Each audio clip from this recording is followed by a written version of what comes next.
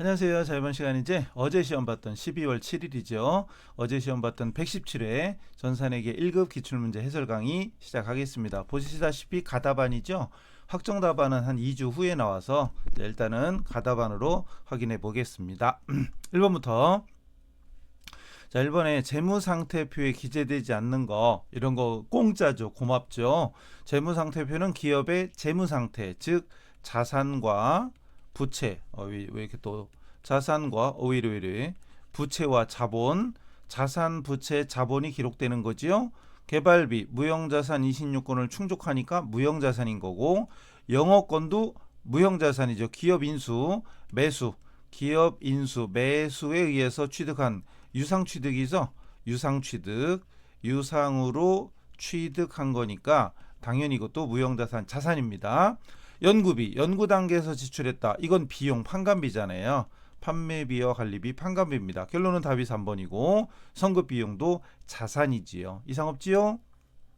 자, 두 번째 당좌자산. 이런 것 1, 2번 전부 다 그럴 리는 없지만 만약에 읽었는데 뭔지 모르겠어. 그러면 안 되는데 만약에 그러면 실전에서 우리 시험 볼 때 실기랑 같이 하잖아요. 그 프로그램 들어가서 계정 과목 및 적유 등록 클릭하면은 당좌자산 종류 다 찾을 수 있죠. 머릿속에서 찾는 게 제일 좋은데 그게 안 되면은 그렇게라도 찾으세요. 외상매출금, 받으러옴, 현금 및 현금성 자산 전부 다 자산이고 이거 너무한 거 아니야. 심지어 단기차익금은 부채잖아요. 더더군다나 부채인데 물어본 건 자산이고 이제 이거 틀린 사람은 귀밑머리 5개 뽑아야 돼 지금. 그죠? 이거 틀리면 안 됩니다. 넘어가고 자 이번에는 또 좀 말이 길어지네. 자, 좀 더 키울게요. 자, 무형자산에 대한 설명 옳지 않은 걸 찾으래. 무형자산은 소비되는 행태가 다른 말로 하면 삼각 방법, 다른 말로 하면 삼각하는 방법입니다. 삼각 방법을 신뢰성 있게 결정할 수 없을 때는 이거 많이 나온 건데 정액법이죠. 정률법이 아니고 정액법. 틀렸습니다. 정액법이에요. 그럼 답이네? 답이네요. 벌써 나왔나? 재미없게. 두 번째, 무형자산을 취득할 때 수익비용 대응 원칙에 따라 합리적 방법을 이용하여 삼각한다. 자, 우리 유형자산이든 무형자산이든 삼각을 하죠. 유형자산은 감가라는 말을 붙여서 감가상각이라고 하는 것이고 유형자산 외에는 그냥 삼각이라고 해요. 어쨌든 맞죠. 우리 감가상각이 수익비용 대응 원칙이니까. 그 다음에 영업권, 산업재산권, 개발비 등이 무형자산에 해당되고 영업권 중에서 내부적으로 창출한 영업권은 무형자산 인식할 수 없다. 외부에서 구입한 조금 아까 앞에 있던 문제 기업 인수 매수한 거 외부에서 구입한 영업권 유상 취득한 건 자산으로 계상할 수 있다. 맞죠? 내부 창출 무형자산은 인식할 수 없다. 이거 되게 중요한 거죠. 이거 이론 시간 안 배우신 분은 빨리 이론 강의실로 오세요. 기다리겠습니다. 자, 그다음 재고자산. 자, 재고자산 재고금액 창고에 조사했더니 30만 원이었고 아래 추가로 이런 항목들이 2개가 발견됐어요. 이 사항을 고려하여 적절히 수행하는 경우 정확한 기말재고액이 얼마네요. 정확한 기말재고액 도착지 목적지 조건으로 판매하여 현재 운송 중이다. 미착품이죠. 근데 중요한 건 내가 팔았는데 도착지에서 인도 넘겨주는 조건입니다. 상대방한테 도착하고 넘겨주는 건데 지금 가고 있죠. 운송 중이잖아요.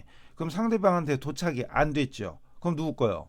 내 거지. 즉 내가 팔았지만 상대방한테 도착이 안 됐다. 그럼 이거는 내 재고자산에 포함을 시켜야 됩니다. 중요한 거죠. 그 다음에 위탁자로부터 받아 창고에 보관 중인 수탁, 부탁을 받은 거, 암탁 수탁이 아니고 부탁받은 거. 그럼 내 거 아니죠. 내 거 아니니까 포함시키면 안 됩니다. 결국은 30만 원에 2만 원 추가해서 32만 원. 3번. 32만 원 수정하여 보관 중인. 이게 뭐지? 2만 원 더하고 3만 원을 뺐다고요? 이건 내 거 아니지. 내 거 아닌데 지금 창고에 30만 원이 있어요. 근데 창고에 보관 중이지. 제가 수탁품만 봤네. 창고에 보관 중이잖아요. 그럼 이 안에 이게 들어가 있는 거지. 이제 재고자산에 포함시키면 안 되는 건데 들어가 있잖아요. 결론은 이거 빼줘야지. 그럼 내 거가 아니다. 그러니까 결론은 여기서는 빼야 돼요. 만약에 창고에 있는 거에 이게 포함되지 않았다면 아예 제껴버리면 되는데 창고 30만 원 안에 3만 원이 들어가 있다. 그러니까 빼야 됩니다. 여기 더하고 빼고요. 맞아요. 여기 3번이 아니고 이 1번이 맞아요. 맞아요. 제가 수탁품만 보고 해서 이건 안 들어간다 한 거고 참고에 보관 중인. 그러니까 문제를 천천히 잘 봐야 되는데 이렇게 필요한 거, 제 필요한 단어만 보니까. 근데 저는 시험 안 보니까요. 넘어가요. 그래서 이거 중요한 거죠. 이거 이런 거 중요한 겁니다. 그 여긴데 뭐 설명 이렇게 많아? 아 미착 상품 있고 적송품. 아 위탁자는 판매 위탁한 사람은 적송품이라고 하고 받은 사람은 수탁 상품이죠, 그죠? 받은 사람은 수탁 상품. 이건 내 재고 자산이 아니에요. 제3자에게 판매하기 전까지는 위탁자의 재고 자산. 그리고 이거 왜 나왔지 근데? 이거 부탁 받은 사람. 수탁자는 재고 자산이 아니에요. 중요한 건 위탁자의 재고 자산이지 수탁자는 내 재고 자산이 아닙니다. 근데 이게 이 안에 들어가 있으니까 여기서는 뺀 거야. 네, 자료가. 근데 위에 자료 없이 이것만 있다. 그럼 이건 안 들어갑니다. 제외시켜야죠. 그 문제가 어떻게 나오는지에 따라서 샥 제껴버리든지 아니면 여기서는 이 안에 들어가 있으니까 빼줘야 되는지 문제를 잘 봐야 됩니다. 그 다음 5번 단기매매증권. 이거 잘 나오는 것 중에 하나죠. 자 옳지 않은 거. 단기매매증권은 당좌자산이다. 당연하지요. 모르면 그 계정가움 및 정기등록 클릭해서 들어가 봐도 됩니다. 또 단기매매증권은 주로 단기간 내의 매매차익 목적이고 매수와 매도가 적극적이고 빈번하게 이루어져야 된다. 바꿔 말하면 시장성이 있어야 된다. 맞죠? 맞는 거고. 자 취득과 관련된 거래원가, 수수료 같은 거, 수수료 이런 거 수수료들은 최초 인식하는 공정가치, 즉 원가에 최초로 인식하는 공정가치가 원가잖아요. 근데 원가에 가산한다? 아니지요. 단기 매매 증권일 때는 원가에 포함시키는 게 아니고 단기 비용 처리하죠. 단기 비용으로 처리합니다. 그래서 실기할 때는 900번 때 수수료 비용으로 처리하잖아요. 단기 비용 900번 때의 수수료 비용, 즉 영업 외 비용이다. 영업 외 비용이다. 꼭 중요하죠. 물론 단기 매매 증권이 아니었으면 원가에 산입하는 거 맞습니다. 단기 매매 증권을 제외한 나머지는 거래원가를 원가에 산입시키죠. 중요한 거죠. 그 다음 미실현 보유순위, 다른 말로 하면 평가손익이죠. 다른 말로 평가이익이나 평가손실, 평가손익은 단기손익이다. 즉 수익과 비용으로 처리해라 이 얘기죠. 이상 없죠? 넘어갑니다. 다음 회계 처리로 인해 부채의 증가액은 얼마냐? 부채 증가액. 자 현금 배당하기로 했고 아래와 같이 처리했대요. 자 이익잉여금, 정확히 여기에 미처분자가 들어가는데 미처분자가 들어가는데 우리 그 전산회계에서는 실무 위주 시험이기 때문에 그 미처분자 빼고 2월 이익잉여금이에요. 그리고 대변 현금 배당할 때는 미지급 배당금이죠. 그리고 이 법정 적립금은 이익준비금 같은 거, 이익준비금 이런 게 법정 적립금이잖아요. 이익준비금. 자 어쨌든 그랬을 때 물어본 게 부채 증가잖아요. 근데 이 중에 이익잉여금 자본이죠. 이익잉여금 자본이고 미지급 배당금 얘가 부채잖아요. 얘가 부채입니다. 결론은 20만 원이죠. 20만 원. 어디 갔니? 20만 원 증가. 2번이에요? 2번 요거고. 그다음 적립금은 자본이잖아요. 그러니까 잉여금도 자본이고 적립금도 자본이다. 부채 증가 20만 원. 너무나 당연한 거죠. 거의 공짜에 가깝죠. 그다음 자본에 대한 설명 옳지 않은 거.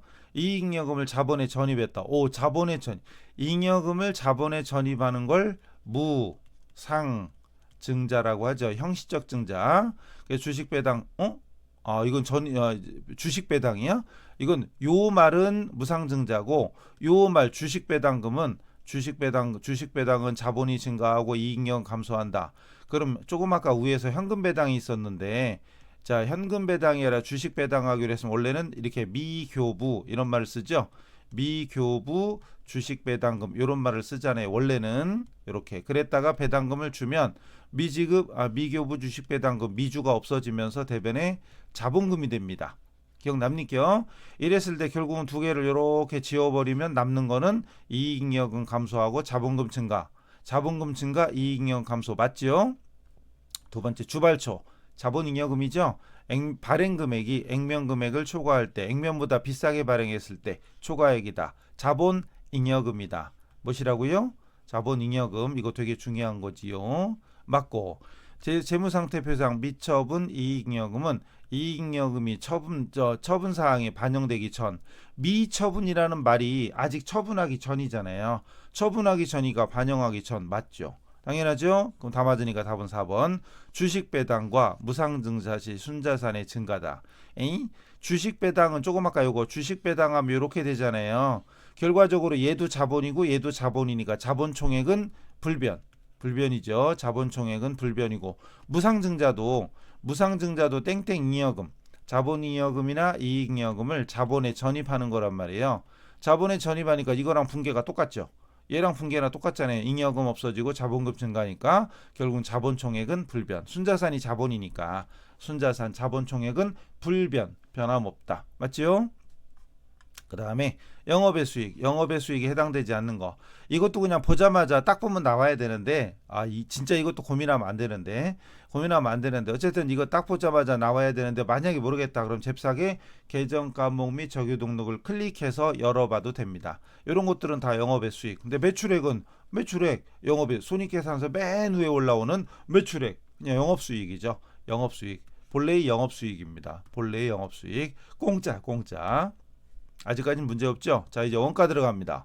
원가 들어가는데 참 이런 것도 있다. 근데 물론 여러분이 이것도 요령은 요령인데 딱 15문제밖에 안 되잖아요. 객관식 이론이 15문제인데 여러분 그 문제 풀 때는 실무를 먼저 풀으랬어요. 이론을 먼저 풀으랬어요. 제 강의 들으신 분들은 실무를 먼저 하고 이론을 풀어야 돼요. 그러니까 우리가 60분이죠. 60분이면 물론 정해진 건 아니지만 예를 들어서 물론 제 강의를 듣고 그냥 말 잘 따르는 사람들은 이론 실무 다 끝나도 40분도 안 걸려요. 진짜 그래요. 제가 이제 강의 몇 년 한 거, 이제 1, 2년 한 것도 아니고, 제 말 잘 듣는 친구들은 아무리 시험장 가서 천천히 해도 40분 안 걸립니다. 진짜로. 근데 요즘은 말을 잘 안 듣죠. 어떻게 알려줘도 안 들어. 그냥 고집들이 많아가지고 자존감들이 높아져가지고 알아서 해요. 그러다 보니까 시간이 좀 촉박하거든요. 그러다 보니까 실무를 웬만하면 40분이면 충분히 끊고도 남아야 되는데 아까 말씀드린 건 이론 실무 합쳐서 40분에 끝낸다니까요. 제 말 잘 듣는 분들은, 제가 하라는 대로만 하는 분들은 뭐 그러다 치고 보통 40에서 50분 가까이 걸려요. 그럼 이론 문제 풀 때 10분에서 20분 조금 안 걸리죠. 근데 하다 보면 10분도 안 남는 사람들이 있어요. 그럼 빡빡하잖아요. 자, 그럴 때 어쨌든 시간이 좀 부족하다 싶을 때 요령. 자, 먼저 1번부터 15번까지 우리는 이렇게 계산하는 문제가 몇 개 안 되죠. 앞에도 지나간 게 몇 개 안 되지만 계산 문제 몇 개 안 돼요. 그럼 제일 먼저 1차 첫 번째는 뭐 하냐? 1번부터 15번까지 그냥 1번부터 15번까지 푸는데 그중에 이론 문제, 말 문제, 요즘 말 문제라고 하잖아요. 이론만 풀어. 이론만 계산 문제 안 해. 그리고 두 번째 다시 돌아와서 그때 계산 문제 풀어요. 이것도 시간을 절약하는 팁입니다. 진짜 시간을 절약하기 위해서 실무를 먼저 풀으라고 한 거고요. 만약에 이론을 풀다가 예를 들어서 한두 개라도 막히잖아요. 그럼 열받아가지고 그때부터 머리가 하얘지고 손발 떨리고 가슴 콩닥거리고 이러면서 실무가 안 돼. 실무가 70점인데 이거 망치면 안 되잖아요. 그러니까 실무를 먼저 풀고 이론을 푸세요. 그러니까 저랑 저한테 들은 친구들은 시험장 가자마자 시작하자마자 따다다다 타이핑이 시작이 돼. 그럼 딴 사람들은 막 이론 풀고 있는데 옆에서는 타이핑하니까 오 막 이러면서 어쨌든 우리 학생들은 이런 순서로 풀면 시간이 부족할 일은 1도 없을 것이다. 그리고 평상시 제 강의를 듣고 그대로만 하는 분들은 이론 실무 합쳐서 40분 내에 다 끊습니다. 웬만하면 다 끊고 나와요. 물론 빨리 푼다고 잘하는 건 아니지만 어쨌든 시간이 부족해서 떨어진다는 얘기는 다 핑계고 재수 만들어서 그래요. 아셨죠? 다시 이 얘기하다 이 문제가 일단 회계 1급치고는 난이도 중상위권입니다. 회계 1급치고는 난이도 중상위권인데 이런 문제를 풀다가 시간이 막 걸리면 나중에 불안해서 아무것도 못해요. 그러니까 이런 계산 문제는 일단 제껴라. 말 문제만 먼저 풀어라. 그리고 계산 문제 나중에 풀어라. 지나간 것 중에도 계산 문제가 몇 개 있었지만 계산 문제는 나중으로 넘기세요. 다시 옵니다. 삼척은 직접 노무 시간 기준으로 제조간접원가를 배분하고 있다. 예정 얘기 나오네. 그럼 예정 얘기 나오면 무조건 머릿속에 신뢰합니다 이걸 생각하랬죠. 신뢰합니다 이걸 생각하랬어요. 예정 노무 시간은 5만 시간이고 제조간접원가 예상액은 300만 원이다. 실제 발생액은 50만 원이고 실제 노동시간이 3천이다. 이럴 때 배부 차이 얼마냐. 자, 신뢰합니다 생각을 했죠. 실제는 실제 발생액 50만 원 쓰면 되고, 자, 문제는 예정이죠. 이때 예정인데 요 예정도 신뢰합니다죠. 신뢰합니다 이거였죠. 신뢰. 이때 예정은 실제 노무 시간이 3,000시간. 요런 문제는 단원별 문제지하고 그리고 실제 기출 문제 같은 걸 많이 보면서 이 패턴을 익혀야 됩니다. 곱하기 예정 배부율. 이때 예정 배부율은 제조간접원가 예상이견 300만 원이잖아요. 300만 원 나누기 예정 노무 시간은 5만 시간이죠. 예정 노무 시간은 5만 시간입니다. 이랬을 때 이렇게 하면 예정 배부율이죠. 예정 배부율은 5, 6, 30, 60원인가? 그럼 3, 6, 18, 18만 원. 5, 6, 30, 6, 3, 18 맞는데? 18만 원인데? 18만 원. 그러면 이게 차이가 많이 나네. 어쨌든 차변이 훨씬 크죠. 그럼 차변 실제가 커. 예상한 게 먼저죠. 예상을 먼저 하고 나중에 실제랑 비교하는 건데 예상이 너무 적어. 예상이 너무 적게 했네. 과소배부. 과소 나와 있는 32만 원이 과소죠. 그럼 32만 원 과소. 이렇게 차이가 많이 나는 거 처음 봤네. 보통은 이게 50만 원이면 40몇만 원 막 이렇게 되는데 어쨌든 과소. 그래서 1번이죠. 자, 실례합니다. 이 패턴을 꼭 익혀두세요. 아주 중요한 겁니다. 넘어가세요. 그래서 이런 문제를 뭐 이미 나는 공부 많이 해서 충분히 쉽게 푼다 그러면 상관없지만 이게 회계 1급 수준에서는 난이도 중상위권 문제예요. 그래서 이런 문제고 연습이 안 된 분들은 뭐 이거 하다가 어떻게 하다가 보면 망하는 수가 있거든요. 그러니까 계산 문제는 나중에 풀어라. 이렇게 간단한 거 이런 거 먼저 풀어라 이거지. 계산 문제 제끼고 이런 것만. 자, 원가 행태에 따라 분류할 때 성격이 다른 거 틀린 거. 제품 제조에 사용하는 원재료 일정하게 발생하는 임차료. 아하, 이게 잘 보시면 원재료는 당연히 변동원가예요. 원가 행태는 고정원가냐 변동원가냐 이거 얘기하는 건데 원재료는 변동원가죠. 그다음 임차료는 일정하게 발생하니까 고정원가죠. 시간당 지급하는 인건비 이거 변동원가죠. 그다음 사용량에 따라 발생하는 전기료도 기본요금 없대요. 사용량에 따라 달라지는 거니까 변동이죠. 결과적으로 2번만 고정원가고 나머지는 변동원가다. 쉽지 않죠? 좀 어려워요. 그럼 먼저 이거 아까 이거 말 문제부터 풀더라도 만약에 쉬운 거 있으면 쉬운 거 먼저 풀고 어려운 거 있으면 일단 제껴요. 어려운 건 제껴. 계산도 쉬운 거 풀고 어려운 건 제껴. 그럼 마지막에 3차 어려웠던 거 제꼈던 거 푸는 거지 뭐. 없으면 찍어야지 뭐. 시간 없으면 찍어야죠. 마지막에는 찍어야죠.